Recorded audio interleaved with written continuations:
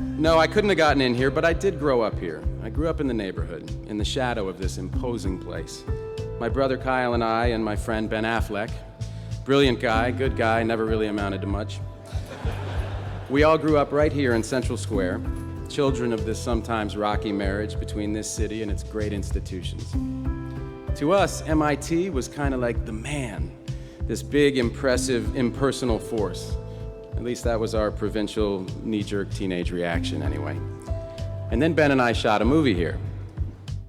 And one of the scenes in Good Will Hunting was based on something that actually happened to my brother, Kyle.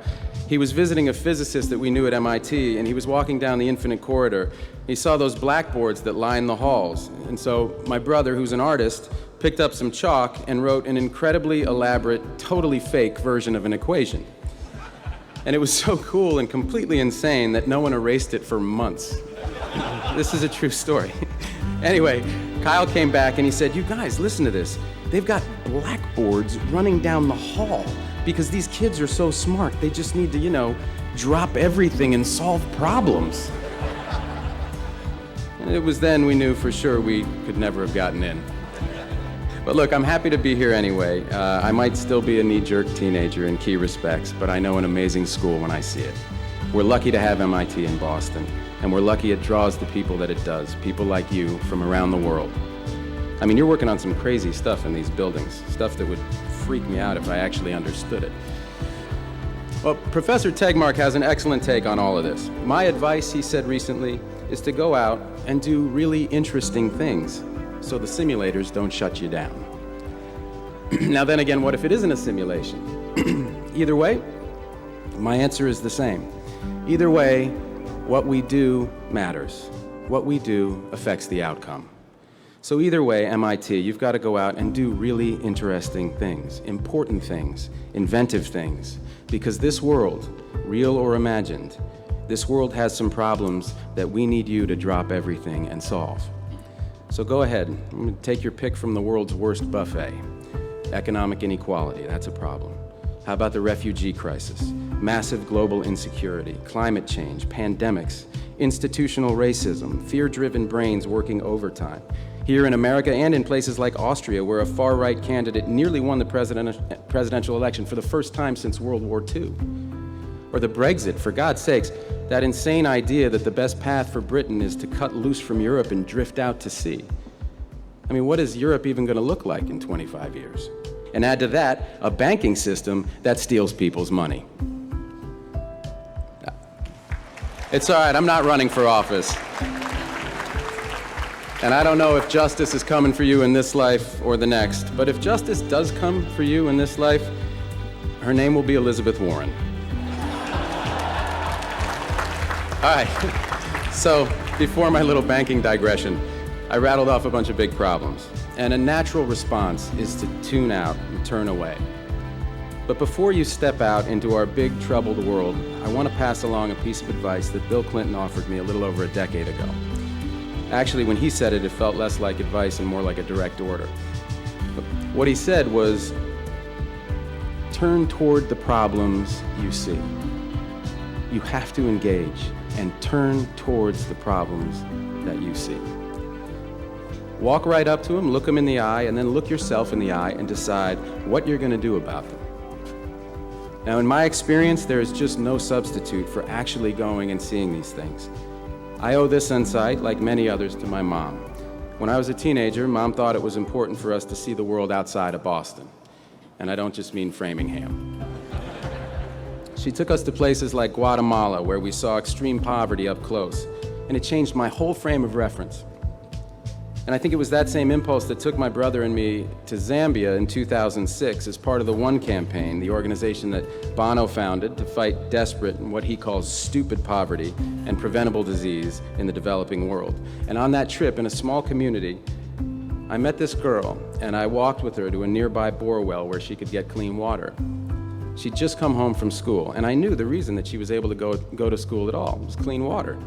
Namely, the fact that it was available nearby, so she didn't have to walk miles back and forth all day to get water for her family like so many girls and women do around the world. So I asked her if she wanted to stay in her village when she grew up, and she smiled and said, No, I want to go to Lusaka and become a nurse. So clean water, something as basic as that, had given this child a chance to dream. And as I learned more about water and sanitation, I was floored by the extent to which it undergirds all these problems of extreme poverty.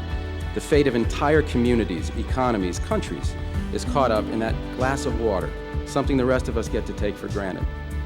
But looking at the world as it is and engaging with it is the first step towards identifying our blind spots. And that's when we can really start to understand ourselves better and begin to solve some problems. And with that as your goal, there's a few more things I hope you'll keep in mind. First, you're gonna fail sometimes, and that's a good thing.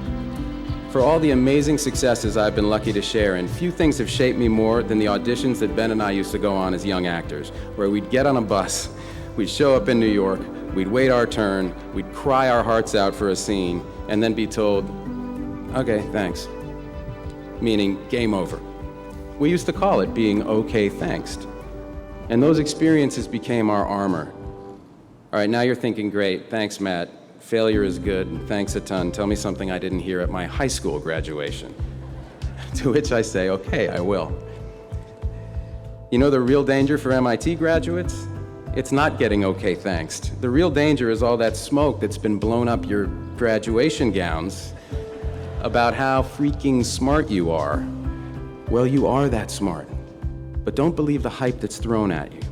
You don't have all the answers, and you shouldn't, and that's fine. You're going to have your share of bad ideas.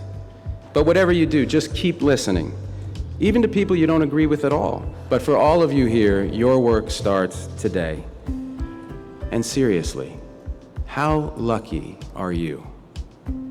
I mean, what are the odds that you're the ones who are here today? In the Earth's 4.5 billion year run, with 100 billion people who have lived and died, and the 7 billion of us here now, here you are. Yes, here you are.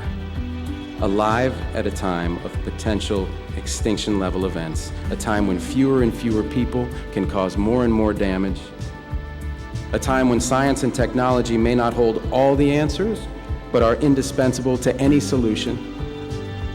What are the odds that you get to be you right now, the MIT class of 2016, with so much on the line? There are potentially trillions of human beings who will someday exist or not. Depends on the choices you make, on your ideas, on your grit and persistence and willingness to engage. If this were a movie I was trying to pitch, I'd be laughed out of every office in Hollywood. Joseph Campbell himself would tell me to throttle down and lower the stakes, but I can't, because this is a fact. This is not fiction. This improbable thing is actually happening. There is more at stake today than in any story ever told. And how lucky you are that you're here and you're you. And how lucky we are that you're here and you're you. So I hope you'll turn toward the problem of your choosing.